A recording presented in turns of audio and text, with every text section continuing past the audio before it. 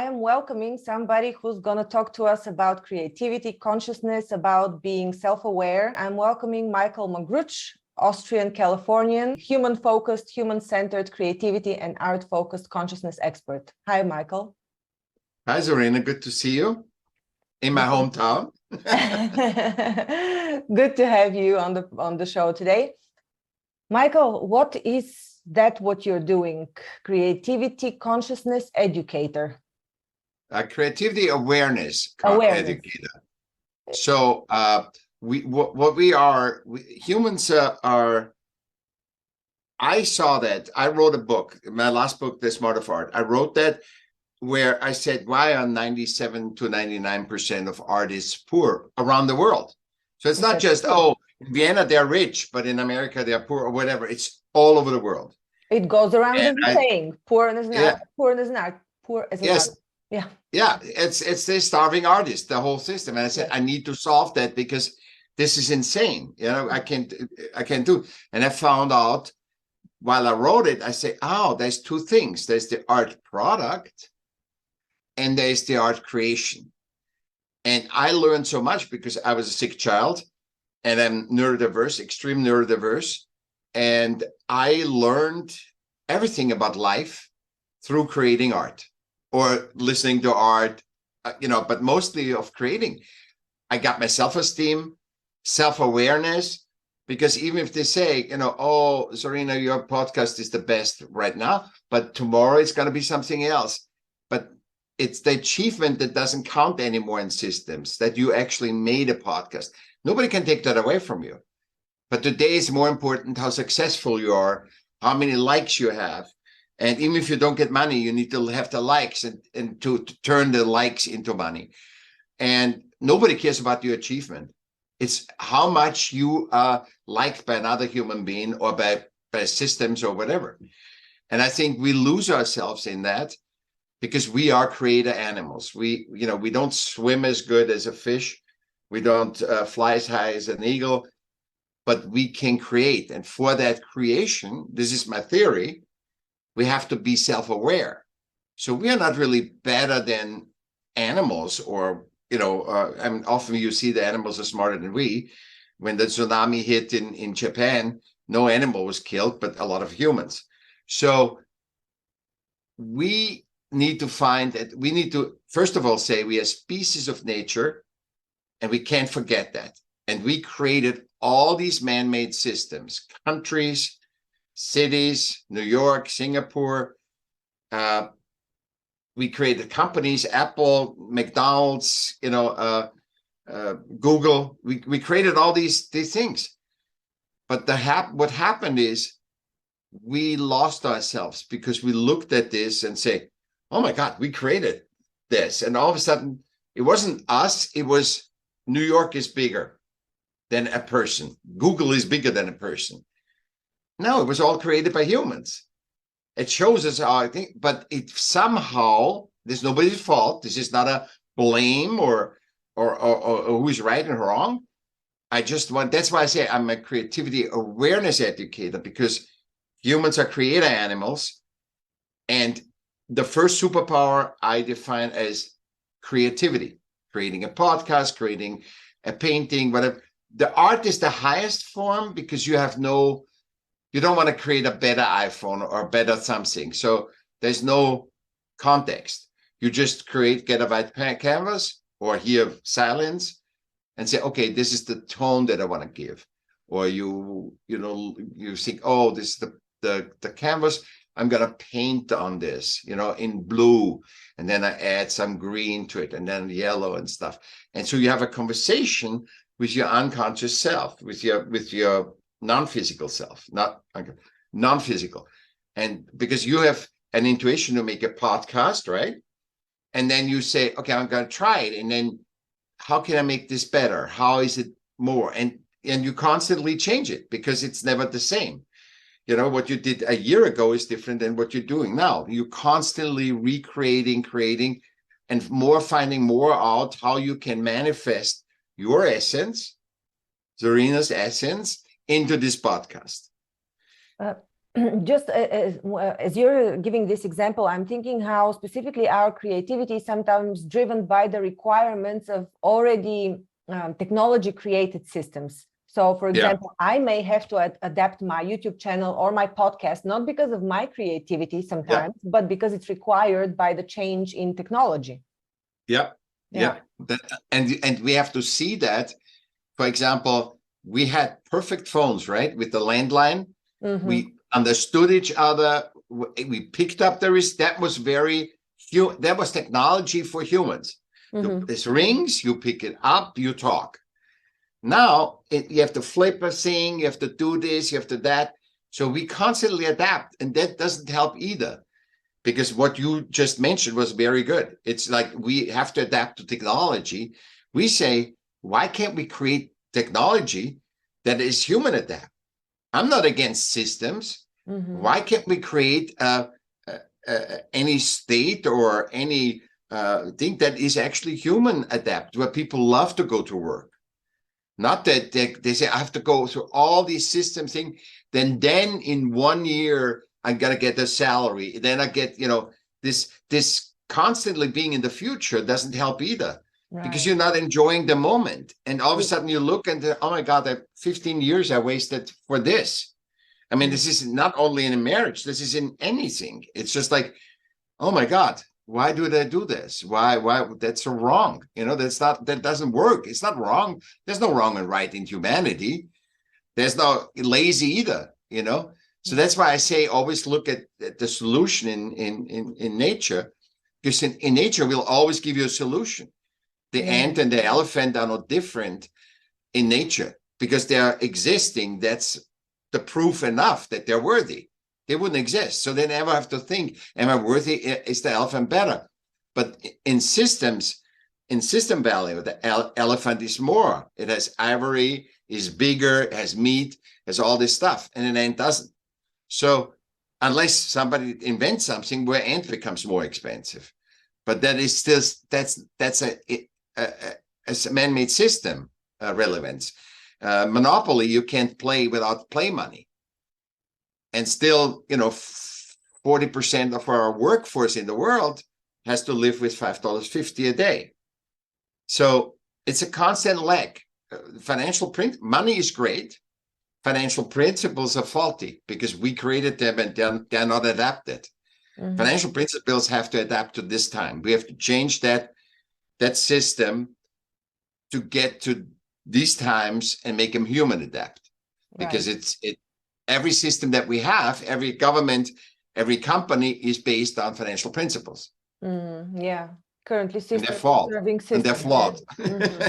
All right, so you've made this realization. That makes absolute sense. We're serving systems in the hope that they will serve us, but we keep rolling these dice, and systems are serving systems. So as an individual that has realized this, what impact can you have on overall systems? I mean, you educate people one by one, but how do we bring this to a larger audience, or how does humanity actually come to this realization and change? I think, Zarina, the stuff happens automatically. We are just a valve of the consciousness because you see all the systems. I mean, why do you get that when I say it? Because, Michael, I don't understand what you're saying. You get it right away. It just comes through us, That's why all the things is crumbling, because we can either choose to have more wars, more crises, more pandemics, or we can say, bullshit, let's talk on a podcast. And that's why I think podcasts are so valuable, because people need natural discourse, which is the second superpower. So creativity first, second super is human discourse, not systemic. I'm right and you are wrong. My party is better than yours. I have the bigger audience than you. That is completely irrelevant. When you and I talk, we're exchanging, we're relating.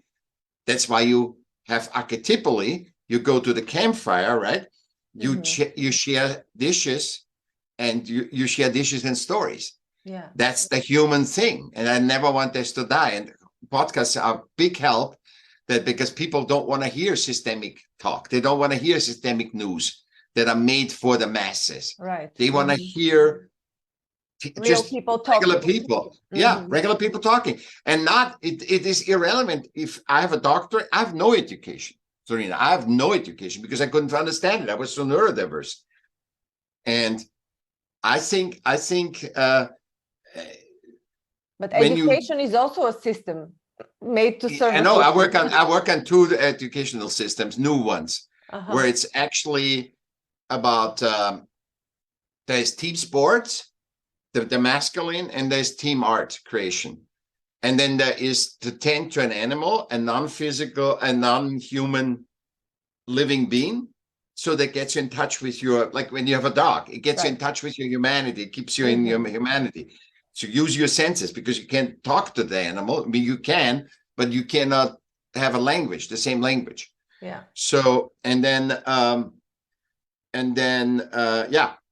awareness, because it's not the knowledge, it's the awareness. So when people say, Michael, with Serena, what should I do? I saw this. I said, you don't have to do anything. Just listen to it and use your own essence to either discard that information or use it and implement it in you. Because we are 8 billion people that are all different fingerprints, different eyes, different DNA. There is no normal. But it becomes more you and me together, that we are more powerful. And we find our own strengths. Even if you're the worst person to me, in that I find my own strengths. You know, I get into, so the interaction is very important.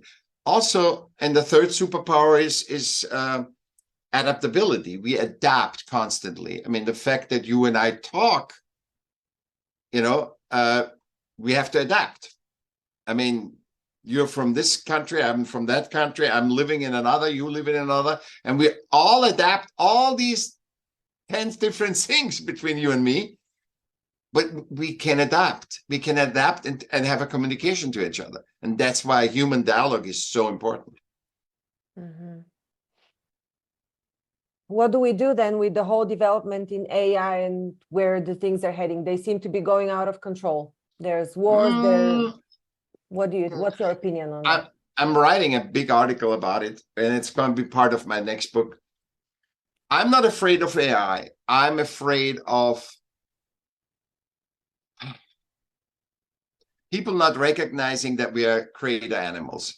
Because why do you think so many of people are bored? You have never had more stuff, and it's not about whatever we have seen or experienced, we are uninterested in it. You know, we are not interested in it. So it's like it's the first time you have intercourse, the first time you have something. It's the first time therein is the power.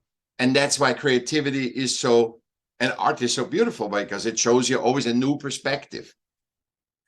And I think AI is just, technology is built on all systems, and technology is a system. A copy of success. Every system wants to say, nobody gives you a job and say, give me $10 million. They want to see you've done 20 companies and you are successful with 18, and then they give you money. But if the 18 were the last two were failing, they're not going to give you the money. So it's all, we trust each other. We have 5 senses, but through the system, we don't trust each other.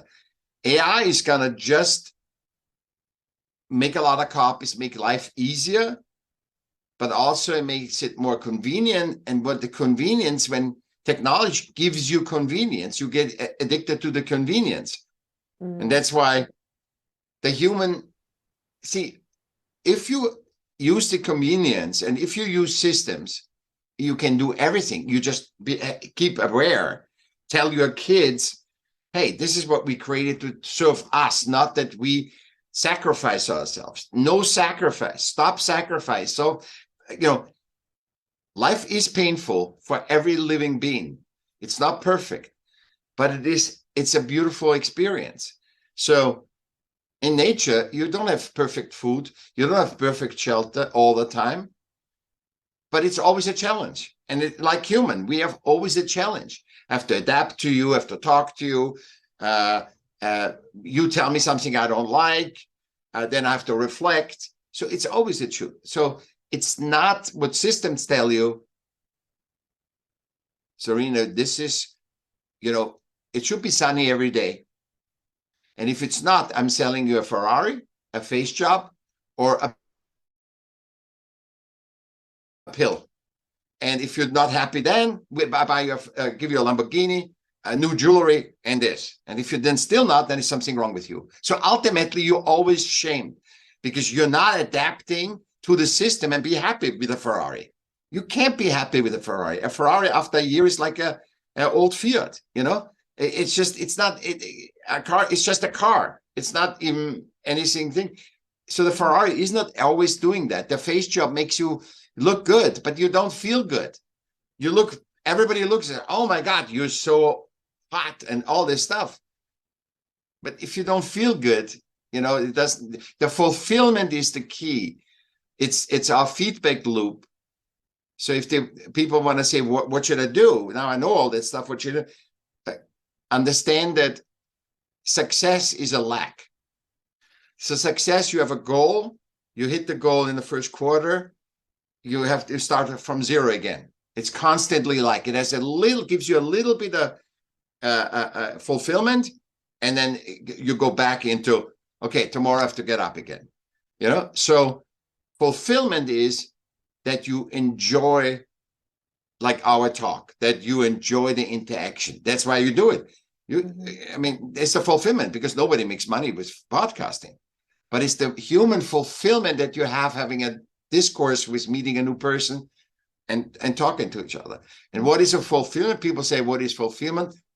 After a union with another human, you have an orgasm, and right afterwards is that feeling, because that's the best explanation or metaphor for the feeling, that you can connect with it. It's just like everything, the world is okay. Just, it's not an hour later when you start mentalizing already, was that good, right? On all the system crap comes in. Mm-hmm. But right after that, and you can't fight a system because it's the tribe. It's the awareness. It will change automatically. It's not, I changed the world. No, it just comes through me. When I was 50, I hit the wall till I was 50. Get it through. My system successes were absolutely not fulfilling. I was city arts commissioner. I was worked with Robert Evans, who did The Godfather. I created, co-created a movie with him. And all the books, the product wasn't the thing. The writing of the book. That's why I say it's the moment, milk the moment, and your life is changing. The outcome, you have no power over the outcome. Our episode could be the best episode ever, or it could be never even looked at, or it could be in a year, or the next generation finds it. Who knows? Yeah, that's right. So this whole section here that you talked about kind of derived from adaptability, and the conclusion or the comparison that I could draw was that adaptability in nature is okay, but adaptability to systems is actually not okay. Although in both cases you need adaptability. In the first case, to survive. In the second case, for something else. And I also remember I was watching a very famous biologist who actually talked about exactly this survival process and how it prolongs our lives because of the lack of food at all times, back in the day, theoretically, because this constant search for survival makes you more creative. So I guess exactly the lack of comfort makes you more creative and prolongs your life.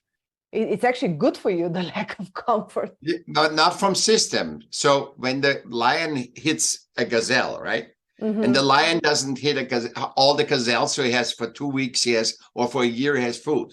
He hits one gazelle. Yeah. He's satisfied. The gazelle, the other gazelle, is 100 meters right next to him in an hour later, because she knows the guy is she adapts. She knows that he's not hungry. So she keeps grazing, right? 100 meters further, she's grazing and he's in peace because she knows that he's full. He just ate a gazelle. Yeah. So the adaptability, this is so great that you said that, because the adaptability in nature is to create balance. The highest power, what is the biggest power in nature? Balance. And it should be for humans too, because we are part of nature. Right. But since all systems are based on financial principles, not money, financial principles, and they are outdated and they need to be redone, we always have a lack. And therefore, we always feel there's always going to be imbalance, because that is such a faulty system, the financial system. It creates imbalance. It creates imbalance. You know, it's shoveling around. You know, the richer get richer, the poorer get poorer, but not because they're mean people.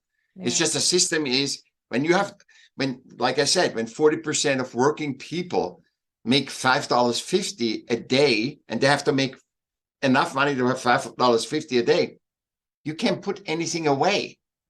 You can't, like, it's, you know, everybody says, put a little bit away, put it away. You come from a, you know, when there's no, you can't put stuff away. You can, that is sacrifice. You're sacrificing that you can put something away, and that is putting you in a stress situation. Now, in nature, you have stress because the lion doesn't find a gazelle. And he has to stretch and find till he gets one. He has to better search, you know, see where sick gazelles are, see where weak gazelles, little gazelles. He has to check it out. And then that makes him better. But in system, obviously, the creativity always, but do you give up? For example, there's no laziness in nature. The lion is lazy. There's no laziness, yeah? But in systems, there's laziness. That's saying you are not producing for the system. It doesn't even exist in the thing. And often what I found when I worked with lazy, you know, with a lazy issue, I found that human gave up.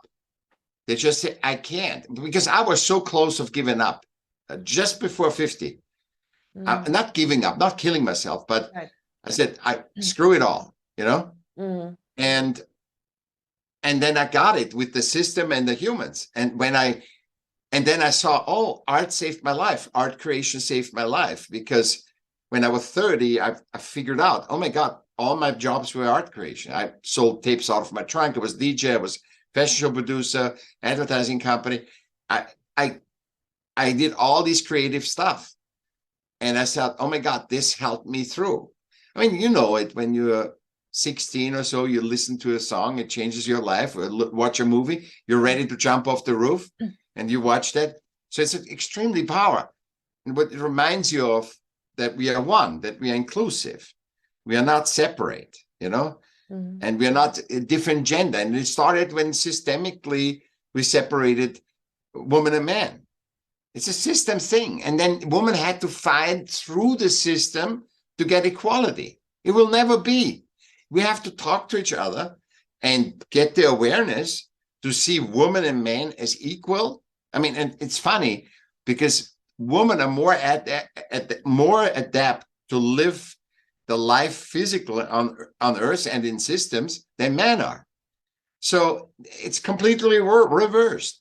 We are all humans and we need each other, if you believe it or not. You know, it's just we you know. And I always say that's the example. On Fifth Avenue, you walk and you see the beggar, and you see the people walking on the other side of the street, walking around him. They see this homeless person. Oh my God, want to talk to him, give him money. So if this one homeless person, this loser of systems that has no system value, affects all these people, the saddest thing is he doesn't know that he affects all the people, and the people don't know that he affects them, because the people all help him and engage with him. Because engaging, I think, also is looking away, because they know systemically there can be tomorrow, you know, 60% of Americans live paycheck paycheck. Right. You know, Yeah. I don't think it's different in Europe. The social system is a little better, but I don't think it's better in Europe. And so we have gotten to the end of systems. We have to let go of the old system, create new systems that human adapt, or adapt the ones that can be adapted, adapt them to be human relative, and not just saying, I say, if a system can define what's normal, then we have something to guide us on, to adapt. But it doesn't say what's normal. It just says rules, regulations, and culture. In this culture, you have to do this. In this, so people come home, they have their culture, they have their family, that's their culture. Then they go into school, that's another culture. Then they go adapt to it, and that costs so much energy, life force. And then they go to work, that's another culture. Then they go to church, is another culture. Because you always adapt, dress, and do all, you're constantly adapting to static systems. That's the stuff. It's a static system. It's not, nature is fluid. It's always balance, balance, balance, balance. Where can I balance? It's the perfect system. Just look at the system. Have science, have all these things.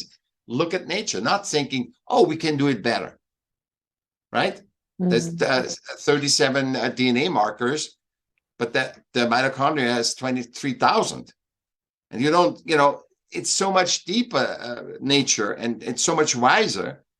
They have the systems. I'm not against system at all. I'm just saying, be aware why we created systems. And we created systems to serve us, to serve the people that created the systems, not the people that didn't create the systems. Yeah. Well, when you're talking about what is normal, the first thing that came to mind was the misassignment of this word during the pandemic, when they called it the new normal, the normalization of how people are supposed to act and what they're supposed to do. So this was all the misdirection of the normality, what is normal. And it makes me think of the human rules. They're the natural laws, the natural human laws. Because in one of the rules of natural human laws is that you cannot sacrifice even one person. So that means, but you can also, what was it again? So for example, if they would ask me to trespass my boundaries so that I can save somebody else, this is a violation of human law. So there is no trespassing of personal boundaries for the behalf of somebody else. But unless you choose so, unless you choose so, Zorina. If you say, unless I choose so, exactly. If you say, I loved my kid, my child, and you say, I have to, give him a kidney, that is your choice. Right. There's no natural law that says you have to do that. Right. But because it all revolves around free will. And exactly this is what the systems are, they're covering it up. They're mitigating it. It's as if it seems that you're free, but actually we are taking your free will and giving you some fake thing. Yeah, we give you an iPhone. That's it. And that's not, and then you get addicted. Because the thing is, a system, I wanted to say this, a system cannot fix a human problem. And the human problems, 60 to 90% of human problems are created by systems. So our way to heal that is to talk to each other in a podcast, for example, or meet people. Obviously, it would be better if you and I met. That would be a better thing. But this is still good, using technology to talk to each other, to communicate to each other. And the reason why all the kids are on phones, because you want to belong. Right. Remember when we were kids, we were, to this group, to that group, to the rascals, to the good girls, to the, and we hung out because we are driven by DNA to belong. Exactly, we are driven to have sex between, I think, 14 and 28. I think women are the most good to bear children. That then ends. That doesn't mean you don't have sex, but it ends. The inclusiveness never ends. You have, from the day you're born to the day you die, you always have that feeling of belonging to somebody. Even if you're alone with your dog, you belong to your dog. And they've made research where the people talk to themselves. So you're never alone. You are a herd animal, even if you're alone. In prison, how can you, you start praying, you're talking to it. That's, we always are a herd animal. And we are not better or worse. We are different. See, why can't we say he's better? Who's different? Okay, let him be different. Yeah. I'm talking about neurodiversity. I'm an advocate for neurodiversity. And I say and now the system want to define, they said superpower. That's not a superpower. It's like being a woman is not a superpower or a power. Can be the weak, whatever. Yeah. It is what it is. If you are that race, you are that race. If it just is that way. And I wanted to always say, we all belong together, and we have to help each other to find who we are. Because you help me finding who I am, and just by that talk, and I've helped you to find who you are, boy. And that's why this is priceless. It's the clarification of the way you think, of the way you perceive. You're relating, and you can disagree. It's okay. Oh, you can say, "Oh, that's bullshit." But I trust that it is okay that you disagree. So because systems say no, it has to be right or wrong, good or bad. Yeah. This classification, that, and then when stereotypes happen, this is the sad thing that people don't see. Then it becomes that when the father is a racist, the son becomes a racist, because the father believes it so strongly because his father was a racist, or was a womanizer, or she was a bad person or whatever, and it just becomes that self-perpetuating. Because our third superpower, remember, adaptability. We don't know that our habitat is nature. When have you last heard they said we are an animal of nature? We are a species of nature. You hear that perhaps in biology one time. We are always first, a species of nature that is a creator animal. It can create its own habitat, but it's still an artificial habitat, because any habitat could be very nature-like. But it is not nature. You know that. I mean, you go in a zoo. It's not, when they don't have the sunlight, the lions lose their hair, because it's not nature. Well, I last read this recently, actually last week, in a book about, it's a fictional book about artificial intelligence, but it was about the definition of consciousness and how we define it. And until now, animals have always been defined as non-conscious beings, but the question is, how do we know they're not conscious? How do we know they don't have the sense of self-perception like we define them to? Or what is the level of consciousness where you put the cut and you say below this level there is no consciousness, because everything is conscious. A grass, a tree, there's everything. Yeah, exactly. I'll give you a good example for this.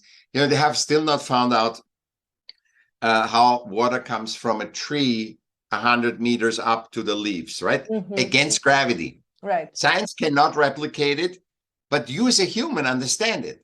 You don't need to have it replicated, but you understand it is a living being. It takes the water, brings it up, and brings it into the leaf. And the science that gives a lot of theories, but it can't. And when can we surrender that nature knows better? Actually, as a matter of fact, they now, all the science all over discovers also that nature is always right. It's always right. It's never wrong. It doesn't make mistakes. Even if people thought that was a mistake, that a forest burned, they find now that was absolutely right, that forest burned. It's always correct. Even if it's human caused, even if it's caused by... No, if human caused, not, of course not, Yeah. But if it's natural transformation, it always adapts. And so if humans do bullshit, then it adapts to bullshit, But then it kills the humans, or the humans kill themselves. It's always us themselves, and nature goes on. Look, the dinosaurs are gone, and nature goes on. How many civilizations? Chernobyl. Look at Chernobyl. Pictures of and Google on Chernobyl. It's completely overgrown. One of the worst mistakes we made as humans, because we were careless, we were so systemic, and we didn't care. It's always a non-caring. It's looking for money or profit versus, hey, we're doing good thing and we enjoy doing a good thing. Michael, do you have any close contact from time to time to people in positions of power, in positions of decision making in systems? Yeah, I'm a political consultant also, and I have that. But I am welcoming anybody that wants to talk to me, because I think that we don't have to kill the systems. We don't say right or wrong, but think alone the discourse, our discourse, where both people fulfilling, learning, expanding, and then think about the discourse in politics. It's completely waste. We can sit here infinity, as long as we have energy to talk and talk about what is better, this party or that party. Is red a better color or green? If you get better, more, cheaper into the discussion, a system, all these system values, you end the growth, because it's not about that. It's about learning and lifting our human potential. In the current discourse, political discourse, there is zero human potential growth. It's all about making these crumbling systems survive, and everybody is the victim. Everybody, the beggar and the billionaire. What's the biggest problem? Money. The beggar, so the people that run the systems are so afraid that they want to control. There's no control in nature. You're stronger or weaker, and you adapt. The stronger comes, you go find something else, and there's no taken away. Have you seen animal fight? They don't fight forever. They go and establish the priority, and then goes on. Yeah. It's never an endless war, 100-year war, a 30-year war. It doesn't exist. Nobody in the world wants war. Who wants war? Have you ever seen anybody other than a disturbed system leader or others disturbed system leaders?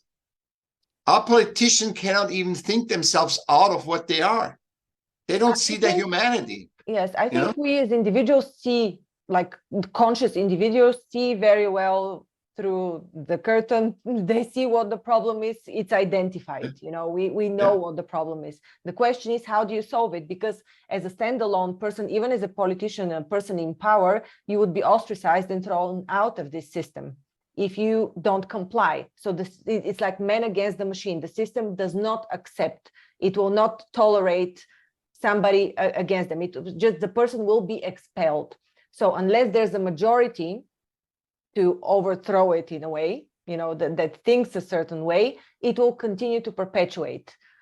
And yes, we can think like this on an individual level, but as long as on top, we don't reach these people on top and, have them shift their way of thinking.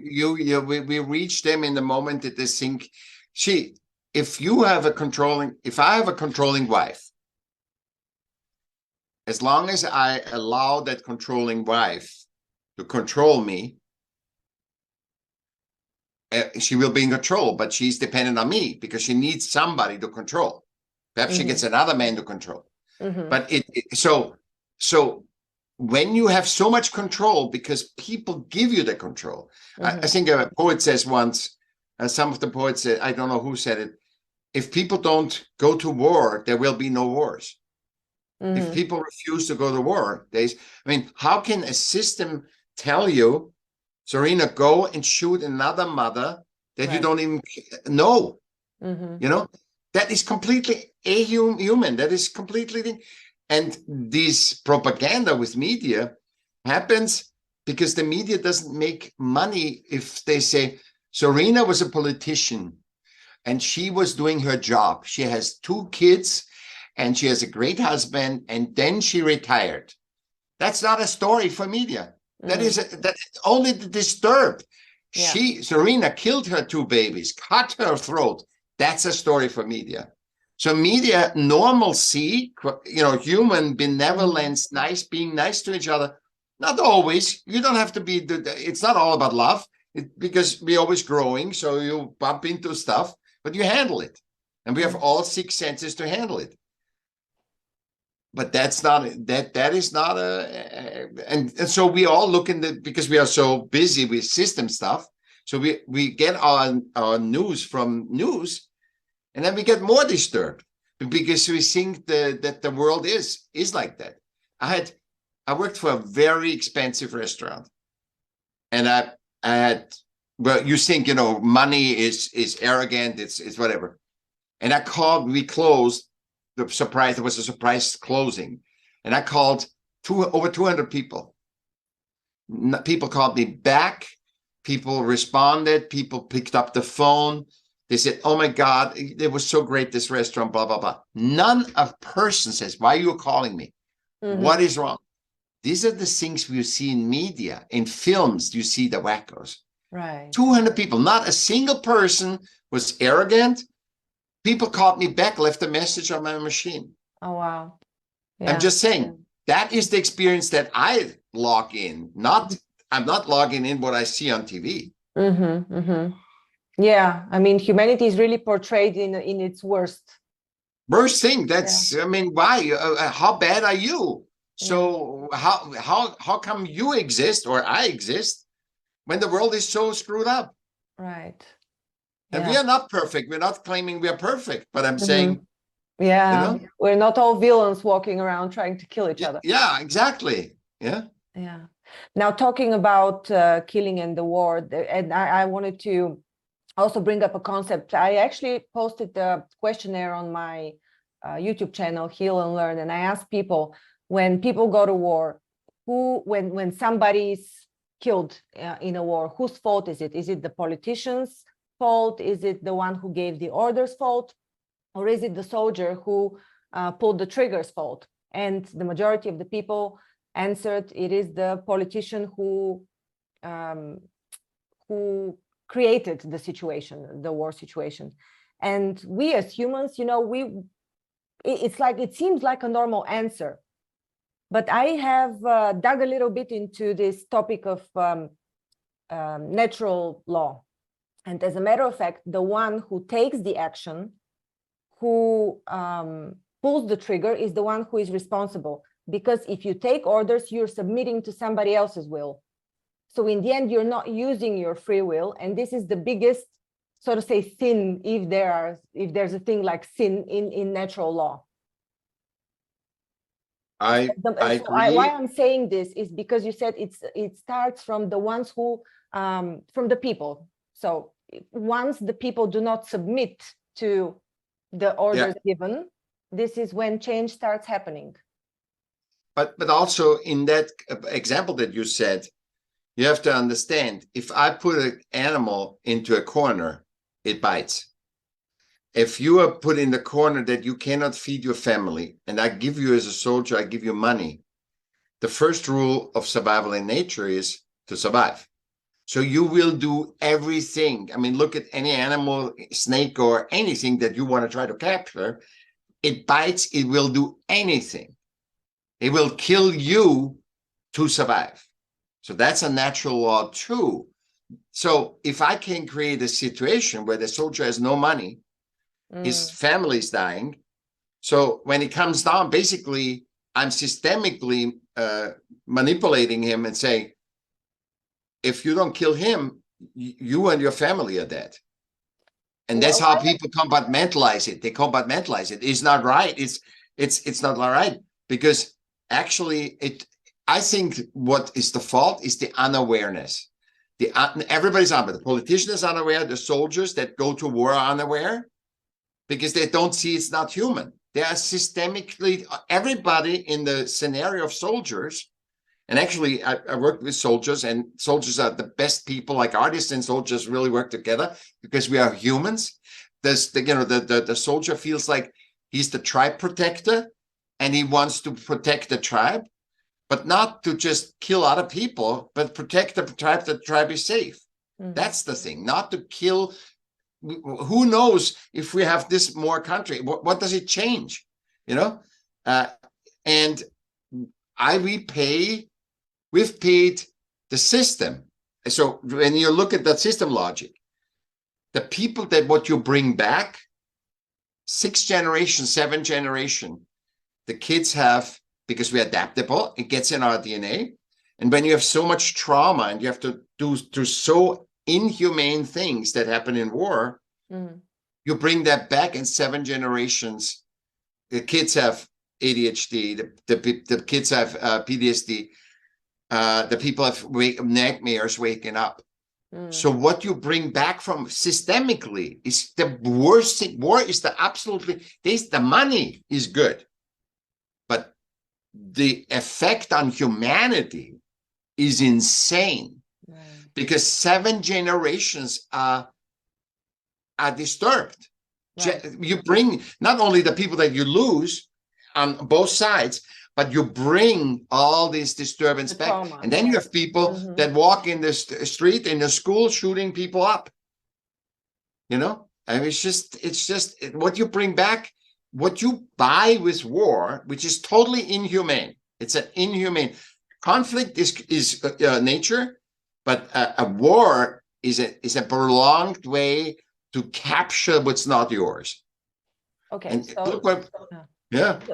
So in the end, what we are facing now, because you talked about being faced with starvation, it's like the survival as the highest goal. Although I am not quite sure about this part, because if you have to kill somebody to survive,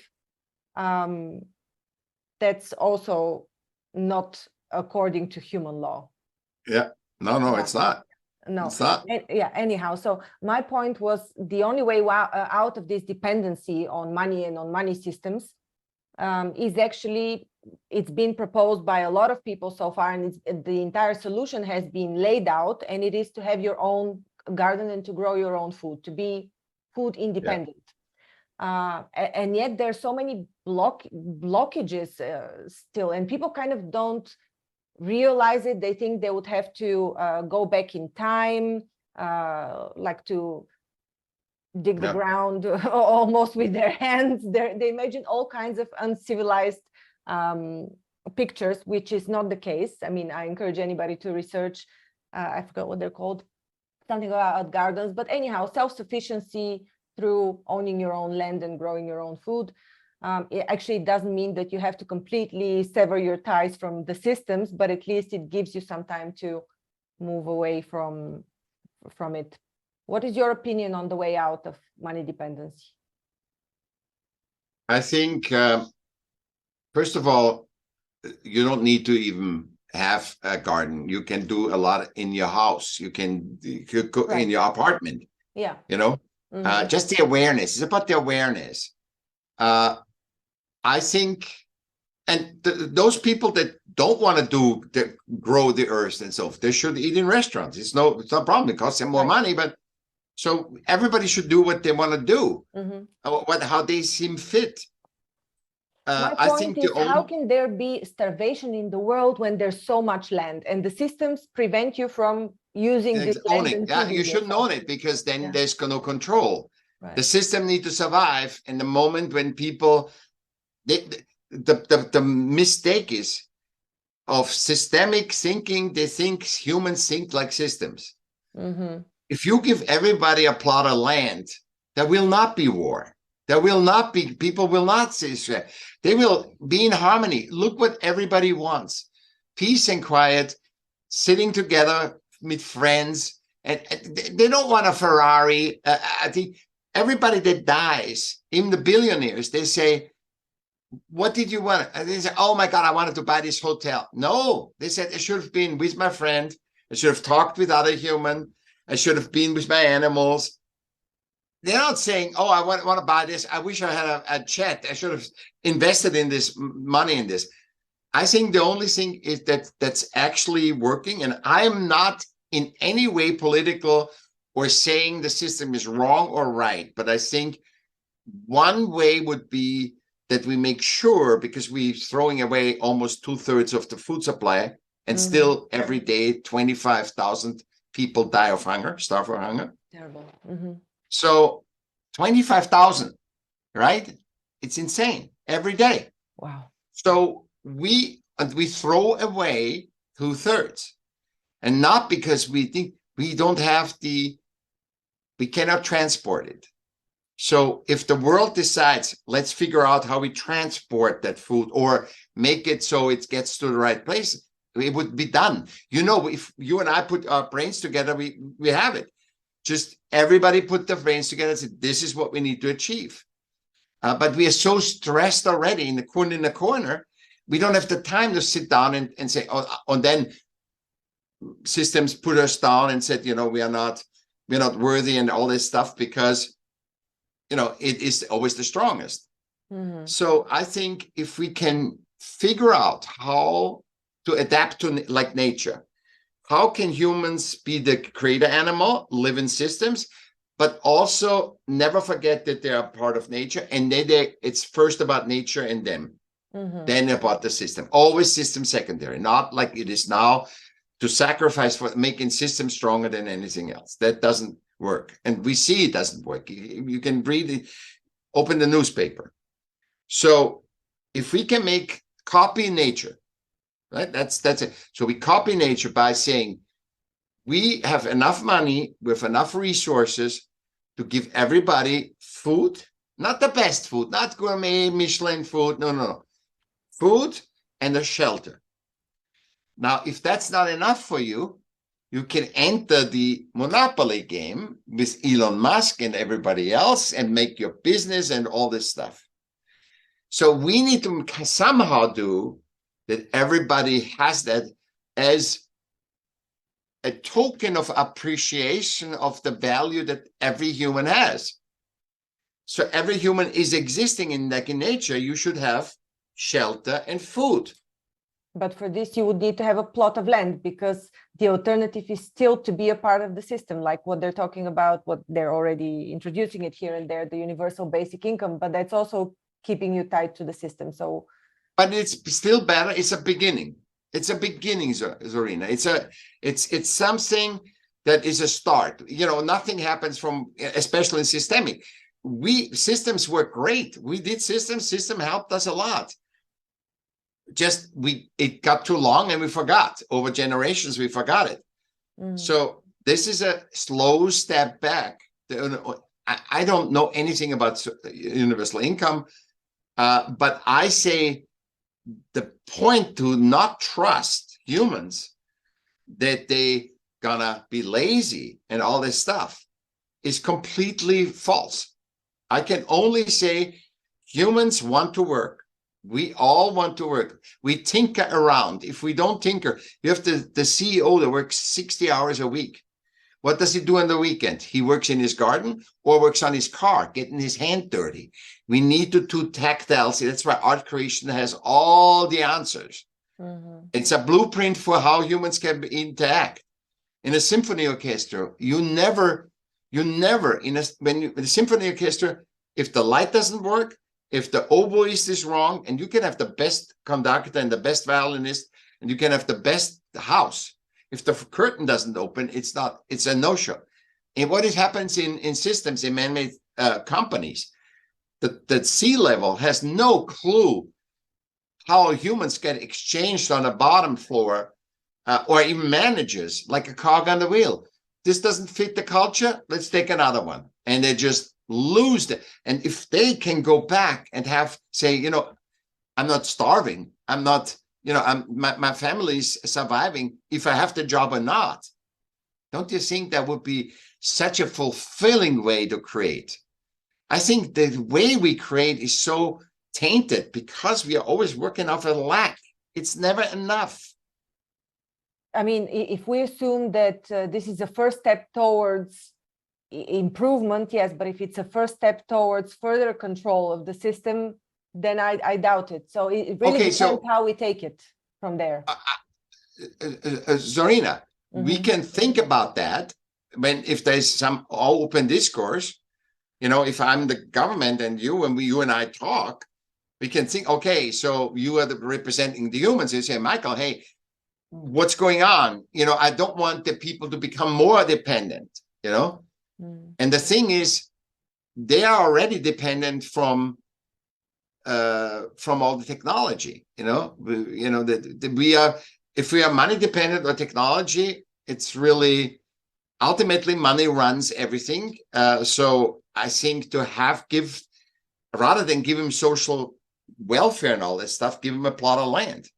I agree with you 100%, but we need to see how this is going to be done and how we do it the most humane way. And the first thing is to have him survive, is to give him money in a way that he understands it. I also am not for, I'm for not going to war, but I'm to be social, to have, I like David Brecht's theory of having a year of service, you know, before you enter the work world, and having a year of service when you are retired.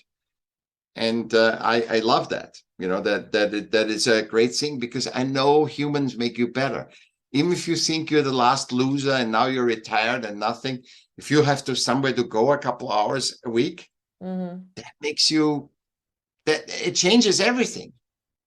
I was in a different mood before I talked to you, you know? Sorry? I was in a different mood before I talked to you. You know, it's always a, you know, humans, it's so fulfilling and it's so expanding. And I haven't talked about this way, this like with nobody else. Right. And if you and I wanted to repeat this same talk, we couldn't. No. Because it's in the talk is in the moment is the fulfillment. Is the person that you just mentioned, that you just quoted, has this system been implemented anywhere of the 1 year? No, I don't think so. No. David Brecht, you can look him up. He has a podcast with Marcus Lanz and David Brecht. He's a philosopher. Right. And I like his, and it is discussed because he discusses it with all I like what he says. And it makes sense to me. It makes sense to me because I know if you are away from humans, loneliness is a killer. Because you're driven to be inclusive. And look what systemically people do with old people. They're not, you know, disposing of them, basically. It's terrible. Yeah.